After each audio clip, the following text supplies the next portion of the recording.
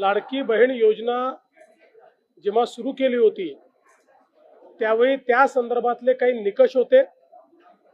त्या निकषाच्या आधारावर बहिणींना अर्ज करायला सांगितलं होतं आणि कागदपत्रांच्या पूर्ततेला वेळ लागेल म्हणून ही मुभा दिली होती की त्यांनी सेल्फ सर्टिफिकेशन करायचं, म्हणजे त्यांनी जे सांगितलं ते सत्य मानून आपण त्या ठिकाणी त्यांना लाडक्या बहिणीचा लाभ देणं सुरू केलं। पण अर्थातच आपण ज्यावेळी कुठलाही सरकारी पैसा खर्च करतो त्यावेळी त्याचं सीएजीचं ऑडिट होतं आणि सीएजीच्या ऑडिटमध्ये निकषांप्रमाणे अर्ज आहेत की नाही याची माहिती द्यावी लागते। आणि म्हणूनच योजना सुरू झाल्यानंतर आपण त्याचं केवायसी सुरू केलं आणि वेगवेगळे जे डेटाबेस होते त्याच्याशी कंपॅरिझन सुरू केलं।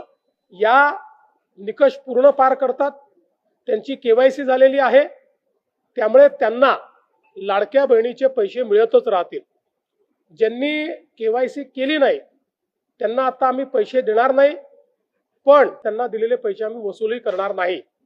मात्र 14,000 ज्या पुरुषांनी पैसे घेतलेले आहेत त्यांच्याकडनं मात्र पैसे हे वसूल केले जातील।